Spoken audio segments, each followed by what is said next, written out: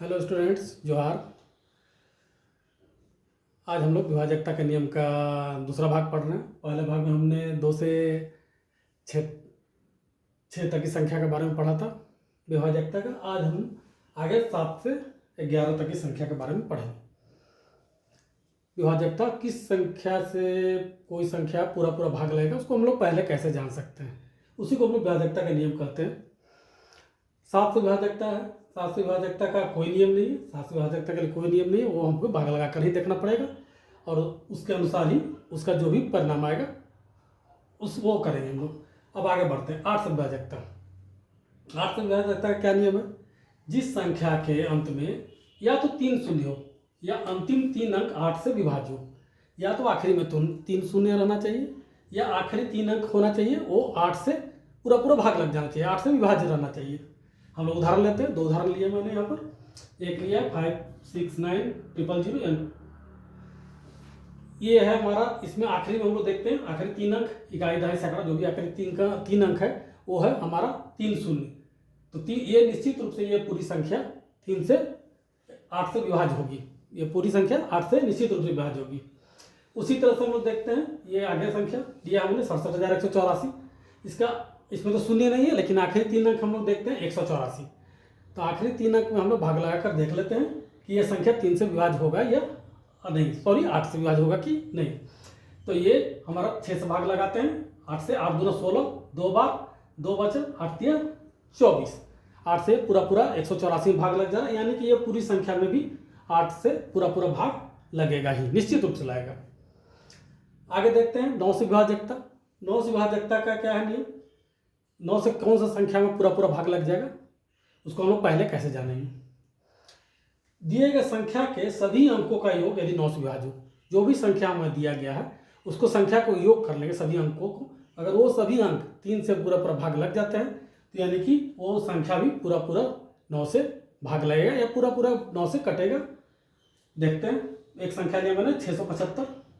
675 का अंकों को जोड़ते हैं। 6 जोड़ 7 जोड़ 5, 6 7 13 5 18। ठीक, 18 है। 18 ये 9 से विभाज्य हमारा, 9 दूना 18, यानी कि 675 में भी 9 से पूरा पूरा भाग लगेगा निश्चित रूप से। उसी तरह एक बड़ी संख्या लिया मैंने 98,703। इसको मैं देखता हूँ जोड़ के सभी अंकों को। 9 जोड़ 8 जोड़ 7 जोड़ 0 जोड़ 3, 9 8 17, 17 7 24 और 0 और 3 27। ये हुआ 27। क्या हुआ? 9 तिया 27, 9 से पूरा पूरा भाग लग रहा, यानी कि ये 98,703 में भी 9 से पूरा पूरा भाग लगेगा। ये हम लोग पहले ही जान लेंगे। इस तरह से हम लोग जोड़कर पहले ही जान सकते हैं। आगे हमारा है 10 से विभाजकता। 10 से विभाजकता का हमारा क्या नियम है? जिस संख्या के अंत में शून्य है, जिस संख्या के अंत में आखिरी अंक इकाई अंक अगर शून्य है तो हमारा वो संख्या क्या होगा? 10 से पूरा पूरा विभाग निश्चित रूप से होगा। जैसे जिस उदाहरण 5680 है, आखिरी में क्या देखते हैं हमारा? यहाँ पर शून्य, आखिरी में क्या शून्य होना चाहिए? इकाई अंक में शून्य होना चाहिए। यहाँ पर 35,290, यहाँ भी इकाई में शून्य है। यहाँ है 6,500। अब एक शून्य है चाहे 2 शून्य है, हमको केवल इकाई अंक देखना है या अंतिम अंक देखना है। तो अंतिम अंक में शून्य है, ये सारी संख्या हमारा 10 से पूरा पूरा विभाज्य होगा। ठीक है, 10 से विभाजकता तक का हो गया। अब आगे देखते हैं हम 11 से विभाजकता। थोड़ा सा अलग है, बाकी इससे थोड़ा सा डिफरेंट है, इसको हम लोग देखेंगे। दिए गए संख्या के सम स्थानों का योग एवं विषम स्थानों के संख्याओं का योग, उसका अंतर या तो 0 हो या 11 से विभाज्य हो। कैसे होगा ये देखते हैं। एक संख्या के उदाहरण से समझते हैं।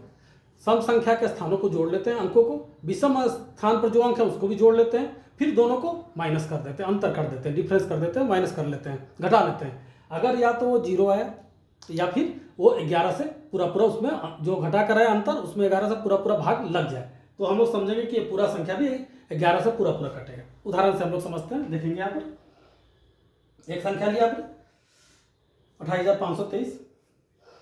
इसमें क्या है? जोड़ेंगे सम स्थान विषम स्थान पहले जोड़ते हैं। पहला स्थान, तीसरा स्थान, ये 5वां स्थान है। ये पहला स्थान, तीसरा स्थान, 5वां स्थान, तो ये दूसरा स्थान, ये चौथा स्थान है। पहले विषम स्थान, तो पहला स्थान में 2, तीसरा स्थान में 5, 5वां स्थान में 3। तीनों विषम स्थान को हम लोग जोड़ते हैं। 2 5 7 7 3 10। अब यहाँ पर सम स्थान को यहाँ पर टिक से दिखाया मैंने। ये दूसरा स्थान पर 8 है और चौथा स्थान पर 2 है। 8 और जो 2 10। अब 10 और 10 का अंतर क्या आता है हमारा? शून्य आता है। तो 10 10 का अंतर शून्य आता है, यानी कि ये पूरा संख्या 28,523 11 से पूरी तरह से कटेगा या पूरी तरह से विभाज्य होगा या पूरा भाग लगेगा। ये हम लोग पहले से जान लेंगे। अब आगे एक और उदाहरण लेते हैं। 93,80,756 बड़ी संख्या लिया मैंने। अब इसमें देखते हैं विषम संख्या। विषम संख्या में है पहला में 9, फिर 8, 9 8 17, 17 पाँचवां स्थान में 7, 24 और सातवां स्थान में 6, 24 6 30। सभी विषम स्थान के अंकों को हम लोगों ने जोड़ दिया तो हमारा है 30।